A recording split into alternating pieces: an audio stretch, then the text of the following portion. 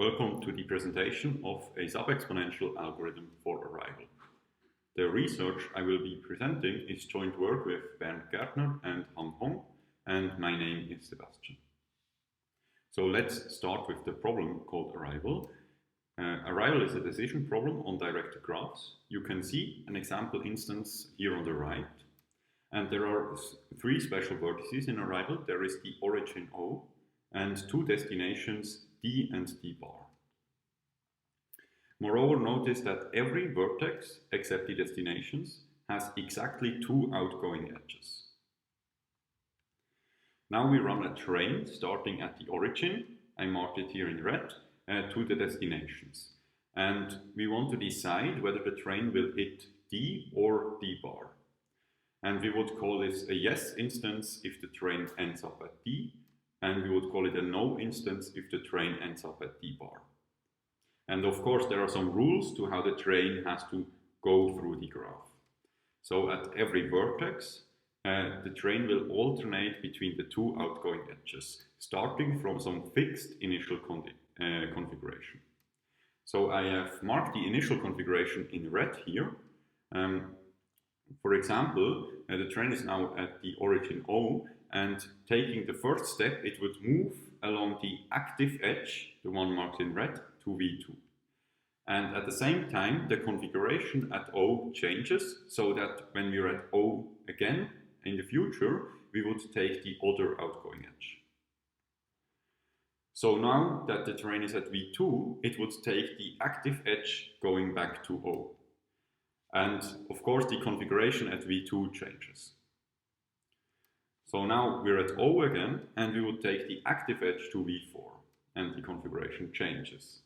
And we can simulate this deterministic process until some destination is hit. So the train will next go to V3, then to V2, to V1, to O, to V2, back to O, to V4, and finally we reach the destination D. So this example would be a yes instance. And there is one more thing that I should tell you, which is that we assume that the train cannot loop forever anywhere else in the graph. So we assume that there are no other endpoints. It will always either reach D or D bar. Our result is a subexponential algorithm for deciding this problem. And this is the first subexponential algorithm for arrival. Previous state-of-the-art algorithms ran in exponential time, and the best one had an exponent of n divided by 3. However, this is probably still far from optimal because Dorau and others showed that arrival is in NP and co-NP, and hence we suspect that there should be a polynomial time algorithm. Having told you about the problem statement and our result, I will tell you now a bit more in detail what I will be talking about. So we will start with going over the background of arrival and some related problems. And then we will look at certificates for arrival. So I have already mentioned that arrival is in NP and co-NP. So there are efficiently verifiable certificates for both yes and no instances, and we will look at the certificates and see how they look, because this will be important for our algorithm. So after this, I will present a general framework for finding such a certificate. And of course, if we find such a certificate, then we can also decide arrival. And in the end, we will look at three ingredients that are needed to make this framework work. And this will yield the subexponential algorithm of our paper. So let's start with related and previous work. I've already mentioned that arrival is in NP and co-NP, but no polynomial time algorithm is known so far. There are also some other graph games which are known to lie in NP and co-NP, but for which no polynomial time algorithm is known. And these include simple stochastic games, mean payoff games, and parity games. But notice the difference. These are all two-player games, whereas arrival is a zero-player game, or in other words, a deterministic process. Moreover, for these two-player games, one-player versions have been studied, and polynomial time algorithms exist for these one-player versions. So from this table, it might now look like arrival should be easy to resolve, meaning it should be easy to find a polynomial time algorithm. But there is also evidence in the other direction. Arrival has been generalized, so one-player and two-player versions have been introduced, and it has been shown that the one-player versions are NP-complete and the two-player versions are p-space hard.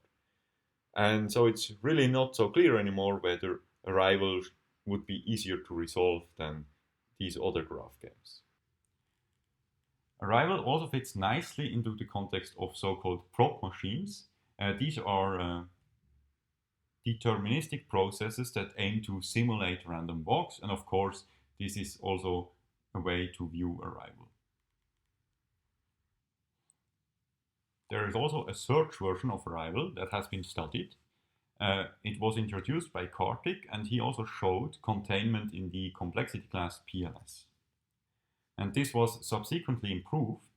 Gärtner and others showed containment in CLS, and then in 2020, Fernley and others showed containment in unique end of potential line. So let's now look at the certificates of Arrival. On the right, you can see the example from the beginning of the talk, where we previously moved a train starting at the origin through this graph, and it ended up at the destination D. Marked in red are the initial active edges. What we can now do is we record for every edge how often the train traversed that edge. And in this way, we will get a vector of numbers. And it will be convenient to think of these numbers as a flow in this directed graph. Indeed, these numbers do satisfy a flow conservation constraint. So if you look at any of the vertices v1, v2, v3, or v4, you will notice that the inflow is exactly equal to the outflow at these vertices. Moreover, at the origin, we have exactly one more unit of outflow than inflow. And the total inflow of both destinations together is 1. So we can write down these constraints, which we call flow conservation constraints. We get 1 for each vertex. We can also write down a different constraint which models the switching behavior of the train. For this, let's first look at vertex v2. At v2, the initial active edge, marked in red, was visited twice, while the other outgoing edge was visited once.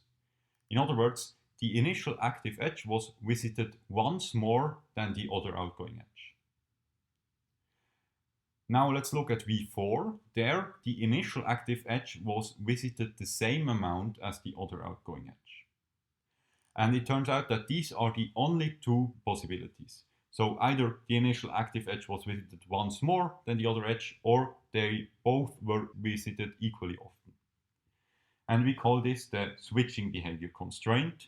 And we get also one such constraint for every vertex in this graph, except for the destinations, of course, because they do not have outgoing edges. And now we can combine these two constraints, and this yields an integer program. And we can look at the solutions of this integer program, and we call these solutions switching flows. So these solutions are vectors that have one number for every edge, and they should satisfy both the flow conservation and the switching behavior constraint at every vertex. And it turns out that these switching flows are certificates for Arrival, and this was shown by Dorau and others in 2017. What this means is that if we have such a switching flow, and then we can look at the inflow of D in this switching flow, and if this inflow is 1, then this will be a yes instance. Similarly, if the inflow to D bar is 1, then it will be a no instance. In this way, switching flows allow us to decide Arrival. Notice that there can be more switching flows than the one I recorded here using the train. So there could be solutions that do not mirror a train run. But still, these switching flows would tell us whether this is a yes instance or a no instance. So this is quite a strong tool here. Also recall that I previously mentioned that the arrival is in NP and co-NP, and this was exactly shown using these switching flows by Dorow and others. The takeaway here is that flow conservation and switching behavior yield an integer program, and the solutions to this integer program are the certificates for arrival. And finding such a certificate will allow us to decide arrival. So let's now try to find such a switching flow. For this, we first choose a subset S of vertices. In the example, I chose V2 and V4. Now we guess the outflow at these vertices. In the example, I guessed an outflow of 2 for V2 and also an outflow of 2 for V4. And I already distributed this outflow among the two outgoing edges according to the switching behavior constraint. In the next step, we try to find the flow values of the remaining edges. And the solution to this will be called a candidate switching flow.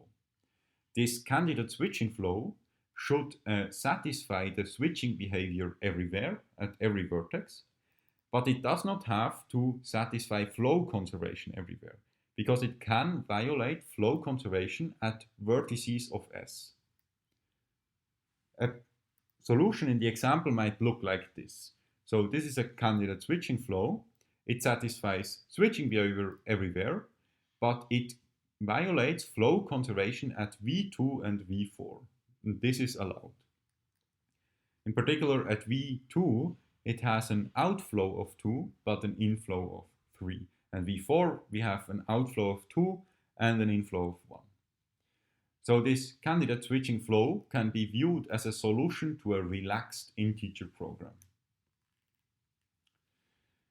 And of course, if by chance it happens that the inflow is equal to the outflow at vertices in S, so by chance the flow conservation constraints are satisfied there too, then we have actually found a true switching flow and we are done.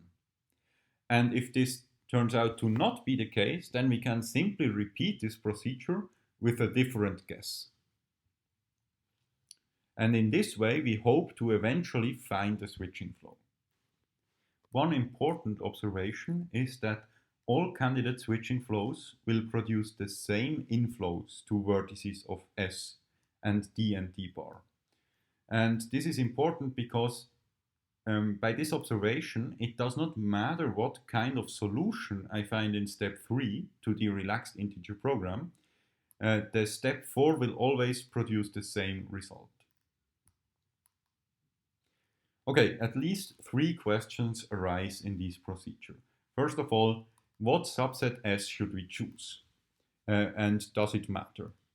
Then secondly, how can we guess the outflows, or how should we guess them, such that we don't need too many guesses? And thirdly, how can we find a candidate switching flow once we have guessed some outflows? I will answer these questions starting at the bottom. So let's now try to find such a candidate switching flow, having already guessed some outflows. So in the example on the right here, you can see my guess of outflow 2 for vertex V2 and outflow 2 for vertex V4. And now we try to find a candidate switching flow for these guesses. And the idea will be to run multiple trains where the destinations are now not only D and D bar, but also all vertices of S. In particular, we will run 2 trains from V2, 2 trains from V4, and we will also run the 1 train starting at the origin. And we will observe how often each edge is traversed, and this will give us the candidate switching flow. Okay, it turns out that the order of moving these trains is irrelevant. So we can, for example, first move one of the trains at V4 one step. It will move to V3 and the configuration at V4 changes. Next, we could decide to move the other train at V4 one step. It would move to D and the configuration at V4 changes. In particular, we observe that we can move all trains waiting at one vertex at once.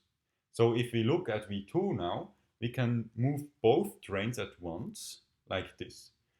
The configuration at V2 did not change here because we moved an even amount of trains away from V2. And this procedure ends once every train has reached some destination.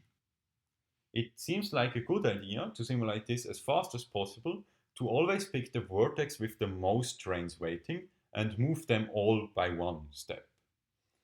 And this is exactly what we do to find this candidate switching flow.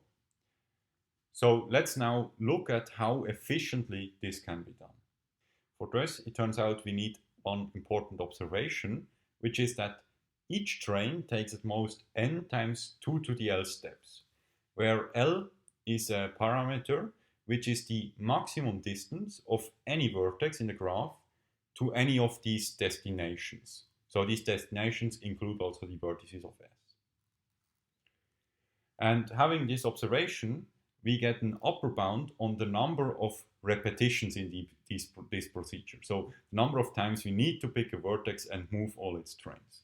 And this upper bound is only exponential in L, which will be quite important. Also, it is logarithmic in W, where W is the number of trains. And also this will be important because it turns out that W can be quite large. Okay, so we have now answered this third question. We can find the candidate switching flow by greedily simulating W trains, and we get an upper bound on the time needed, which is only exponential in L. So let's now address the second question of guessing outflows. We want to have some way of systematically guessing these outflows, which means that we want to learn from wrong guesses. For this, let's first look at the example again, where I guessed an outflow of 2 for both vertices, and I already filled in a candidate switching flow. We can view these guesses as evaluating a function f, which is hidden. We give this function our guesses, and it returns to us the inflow that we observe at vertices of S. For example, I guessed outflow 2 at V2, and we observe an inflow of 3 at V2. Similarly, I guessed an outflow of 2 at V4, and we observe an inflow of 1 at V4. So f of 2 would evaluate to 3, 1 in this example. More generally, we are interested in fixed points of this function, because at the fixed point, we will have that flow conservation at vertices of S holds, and hence we will have a switching flow. Notice that the domain of f is a finite set, because we can give an upper bound on the guesses. So at some point, if the guesses are too large, then we can say that this is not a reasonable guess. Now we need some kind of observation about this function f to make this systematic guessing work. And the observation here is that f is monotone with respect to element-wise comparison. So if we element-wise increase the outflow guesses, then also the inflows that are observed will increase. So we'll now look at how we can exploit this property to give an upper bound on the number of guesses needed. Okay, so we are trying to find a fixed point of this monotone function f. And the first thing that we have to do is we have to restrict the image of f to a finite set as well. We can do this by simply capping the function values of f, and we get a function f prime. And it turns out that it suffices to find a fixed point of this function f prime for our problem. So f prime is now a monotone function on a lattice given by this finite set together with the partial order, which is just the element-wise comparison here. And this allows us to apply the so-called Tarski fixed point theory. So this theory applies exactly in this setting where we have a monotone function on a lattice. And there are some recent algorithms for finding fixed points in this setting, and the runtimes here correspond to the number of evaluations that are needed to find such a fixed point. So there is an algorithm by Tang and others from 2020, and even more recently, Fernley and others improved this algorithm. So we can use one of these algorithms, which will give us an upper bound on the number of function evaluations and thus guesses needed to find a fixed point. And once we have a fixed point, we have a switching flow. So really, we have answered here the second question, namely, we guess the outflows using such an algorithm for Tarski fixed points, which tells us exactly what we should guess next. And this requires us to make at most n to the power of s guesses, roughly. It remains to answer the first question. And for this, we will look at the answers to the other two questions. In order to require as few guesses as possible, we want that the size of the set S is as small as possible. At the same time, we want that the parameter L is as small as possible, such that we can find candidate switching flows efficiently. Note here that the factor log W will be polynomial in N, and hence we don't care too much about it at this point. So we want to balance the size of S and the parameter L. And in order to do this, we adapt a technique due to Leighton and Rao, which is called the ball growing technique, and it is used to find a low diameter decomposition in an undirected graph. And we adapt this technique to our setting and can use it to find a set S of size roughly square root n, whereas L will be of size roughly square root n times log n. Combined with the answers to the other questions, this now directly yields the subexponential algorithm. To conclude, we have seen a subexponential algorithm, which is built from three components mainly. We use the ball growing technique to find a set S. We use the Tarski fixed point algorithm to make our guesses for the outflows. And we simulate multiple trains at once to find a candidate switching flow efficiently. We can also instantiate the framework differently. For example, we can choose S to be a feedback vertex set. So this means that in every directed cycle of the graph, at least one vertex will be from S. And then we can find the candidate switching flows efficiently using a topological sort. And this is good if there exists a small feedback vertex set in our graph. So one open question would be, are there other good choices for the set S, which allow us to find a candidate switching flow efficiently and hence yield a fast algorithm? On the other hand, it is unlikely that this will yield a polynomial time algorithm, because if we use a Tarski fixed point algorithm for making the guesses, then these algorithms are exponential in the size of S, and hence one would have to find a constant size set S, while still being able to efficiently find candidate switching flows. With that, I would like to thank you for listening, and I wish you a good day.